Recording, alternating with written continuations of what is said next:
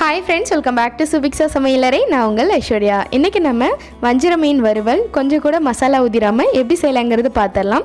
வாங்க இப்போ நம்ம வீடியோக்குள்ள போய்டலாம்। ஃபர்ஸ்ட் ஒரு மிக்ஸி ஜார்ல 2 இன்ச் அளவுக்கு இஞ்சியை நல்லா கட் பண்ணிட்டு சேர்த்துக்கிறேன்। கூடவே இந்த சைஸ்ல ஒரு 10 பல் பூண்டு வந்து சேர்த்துக்கிறேன்। அது கூட மல்லித்தூள் ஒரு 3 டேபிள் ஸ்பூன் அளவுக்கு சேர்த்துக்கலாம்। அடுத்து கரம் மசாலா 1 டேபிள் ஸ்பூன் அளவுக்கு சேர்த்துக்கலாம்। जीरकतूल 1 टीस्पून அளவுக்கு சேர்த்துக்கலாம்। அடுத்து மிளகுத்தூள் அதாவது பெப்பர் தூள் வந்துட்டு 2 டேபிள் ஸ்பூன் அளவுக்கு சேர்த்துக்கலாம்। சோம்பு தூள் வந்து 1 டீஸ்பூன் அளவுக்கு சேர்த்துக்கலாம்। மஞ்சள் தூள் 1/2 டீஸ்பூன் அளவுக்கு சேர்த்துக்கலாம்। காரத்துக்காக காஷ்மீரி மிளகாய் தூள் 3 டேபிள் ஸ்பூன் அளவுக்கு சேர்த்திருக்கேன்। நீங்க நார்மல் மிளகாய் தூள் சேர்க்கிறது அப்படினா 2 டேபிள் ஸ்பூன் அளவுக்கு சேர்த்துக்கோங்க, கரெக்ட்டா இருக்கும்। அடுத்ததா கார்ன் ஃப்ளவர் வந்துட்டு 4 டேபிள் ஸ்பூனும் தேவையான அளவுக்கு உப்பு சேர்த்துக்கலாம்। நான் 1/2 டீஸ்பூன் அளவுக்கு உப்பு சேர்த்திருக்கேன்।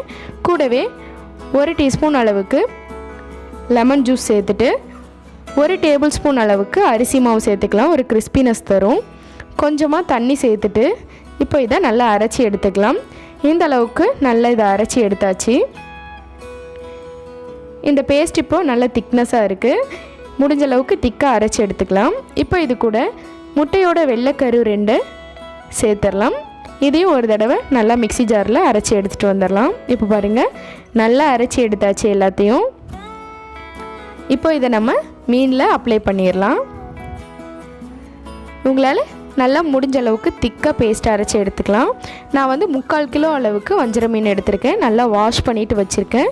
இப்போ இதில நம்ம அரைச்சி வச்சிருக்க மசாலாவை அப்ளை பண்ணிடலாம்।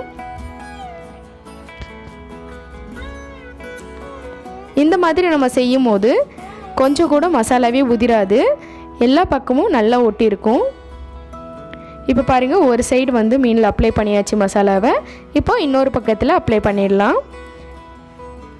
இதே மாதிரி நான் எடுத்து வச்சிருக்க எல்லா மீனுக்கும் மசாலாவை அப்ளை பண்ணி வச்சிரலாம்। இப்போ இத 1 மணி நேரத்துல இருந்து 2 மணி நேரம் வரைக்கும் நல்லா ஊற விட்டுறலாம்। இப்போ நல்லா ஊறிடுச்சு। நான் வந்து ஒரு panல எண்ணெய் சூடு பண்ணியிருக்கேன், அதில் நம்ம 2 மணி நேரம் ஊற வச்ச மீனை சேர்த்துடலாம்। சேர்த்துட்டு நல்லா 2 பக்கமும் திருப்பி ஒரு 2 நிமிஷம் மீடியம் ஃப்ளேமில் வச்சு வேக வச்சிடலாம்। பாருங்கள் நல்லா பொரிச்சு எடுத்தாச்சு। சூப்பராக ஒரு துளி கூட மசாலா ஊதிராமல் நம்ம வஞ்சர மீன் வறுவல் ரெடி ஆயிடுச்சு। ட்ரை பண்ணி பார்த்துட்டு எப்படி இருக்குங்கிறது கமெண்ட் செக்ஷனில் சொல்லுங்கள்। தேங்க்ஸ் ஃபார் வாட்சிங்।